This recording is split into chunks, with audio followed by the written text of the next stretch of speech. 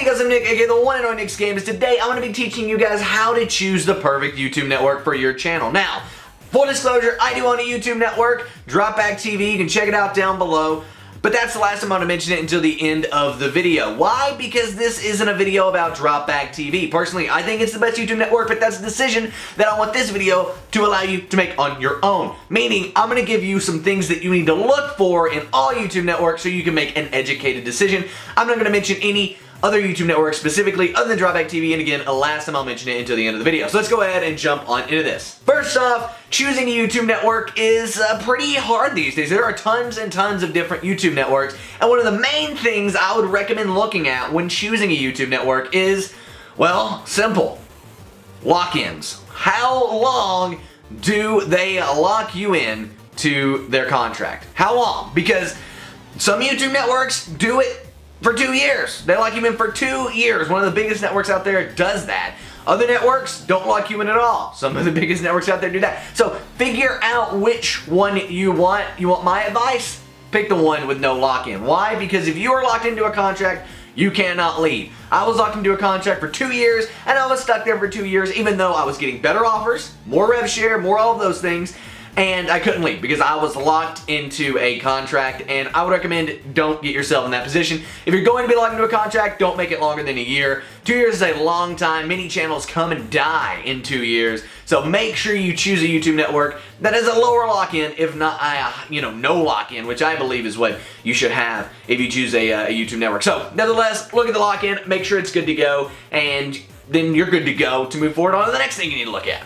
The next thing you need to look at is the revenue share. Where does it start at, for one, and two, how does it grow over time? Some networks just give you a base one, 70% for example, and that's your revenue share. It doesn't go up, it doesn't go down. You are on 70% until you decide to leave. That's it. You don't have a choice as to going up or going down.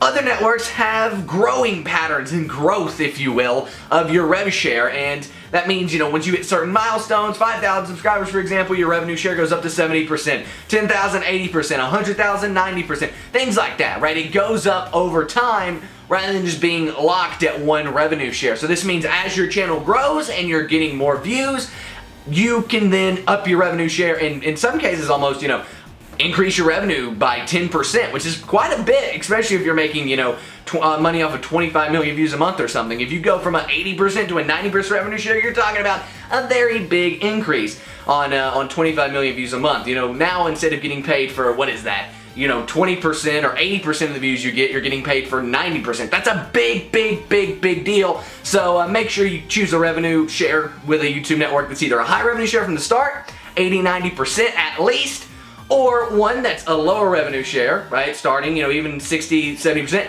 and then growing over time. That way you can actually get an upgrade. Again, if it doesn't say you can get an upgrade anywhere, you probably can't. Don't believe what the people who are recruiting you say. If it doesn't say specifically on the website, you can get a revenue upgrade at these marks, right? Boom, boom, boom, boom, boom. Then don't believe it. I personally have seen people say, but when I started this network that I'm under, that I'm locked into, Nick, how do they're freaking out because they were told whenever they got to 10,000 subscribers, their revenue share would go up, but the company's not responding to them and they won't raise it and all of these things. And that's a problem that so many YouTube networks do these days. So make sure they have 100% transparent revenue so you know exactly when your revenue share will go up. And it might not ever go up. You might be happy with 80% forever, and that's fine. But just make sure you know that going in, that you're locked at 80% until you can get out of that contract, or if it's no leave at any time, then you're fine, right? If you don't like 80%, you get a 90% offer, you can just bounce out and be good to go. Thirdly, make sure the network has good support. This is one of the things that networks can offer better over a YouTube direct partnership. And that thing is support. YouTube direct partnerships, unless you have like 500,000 subs or more, are terrible because YouTube support is just bleh.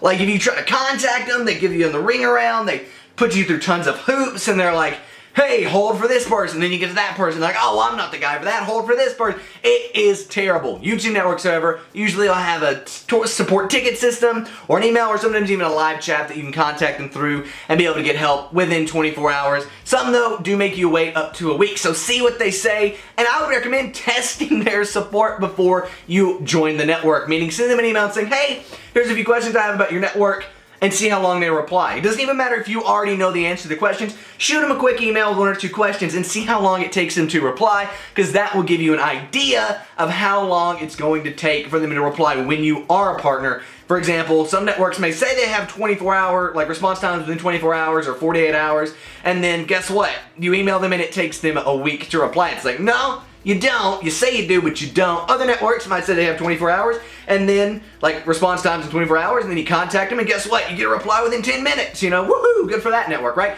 But anyway, make sure you test your support and you know what you're getting into. Make sure your network is qualified, they seem to know what they're talking about, and that you can trust them with any questions you do have about YouTube. For number 4, look and see what sponsorships and what offers the network can give you. Now, these days, like modern YouTube times, I think a network has to have some sponsorships available to its partners directly. If not, it just is out of the game. There's too many networks that do, and they're gonna be lost in the fluff if they don't. So see which ones they have. Don't be afraid to shoot an email to see which ones they have if they don't have it publicly listed.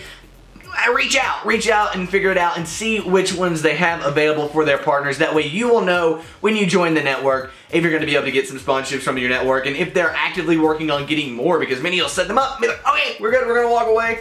And there we go. And into this, I'm also going to throw in music. If you use music in your videos, there's a few ways to get it. 1, you can get it direct from the artist, or 2, and most people do this these days, get it from your YouTube network. See what kind of music they have available, and then, see if you can use that. Make sure that you can use it even if you decide to leave the network later on.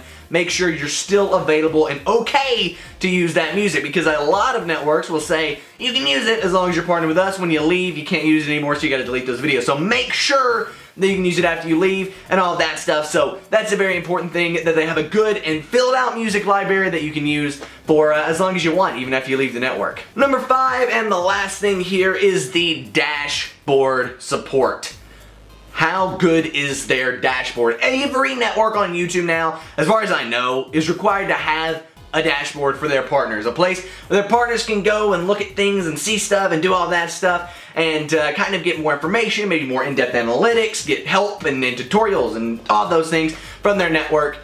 How good is the network you're looking at dashboard? A lot of times you won't know until you join. That's one of the things about the dashboard. You contact the network, they might send you screenshots, they don't have to, and some won't. Some are like, we reserve our dashboard specifically for our partners as an exclusive. So if you decide to partner, you'll be able to see it, but until then, don't. Honestly, if a network does that, it'd be like, stay back a little bit. But nevertheless, maybe they do have a good dashboard, and maybe it's so good they don't want it getting out to their business competition, because this is, it's a market thing.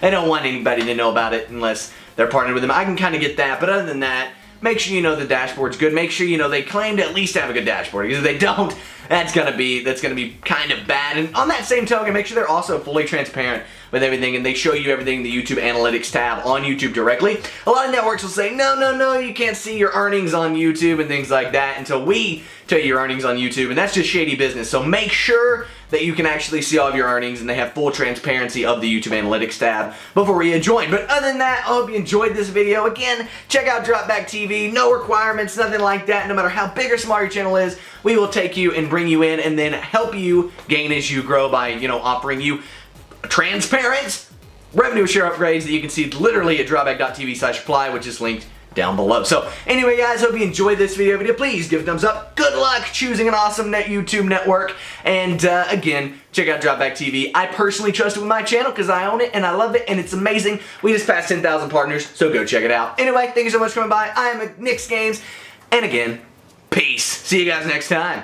And there's some videos you guys might want to go check out down that way that teach you how to grow your gaming YouTube channel. Go check it out. It's an amazing video. It's helped, I think, over 50,000 people not grow their channels. It's insane. Go check it out. And down the other way, we've got how to get a sponsorship on YouTube. That's a video I made literally last week that shows you exactly how to get a sponsorship for your YouTube channel. Start getting in free products, extra cash, whatever it is. Go check it out. Anyway, guys, hope you enjoyed this video. If you did, please give it a thumbs up. Subscribe to the channel if you haven't already. I'm Nick's Games, and I'm out, guys. Peace.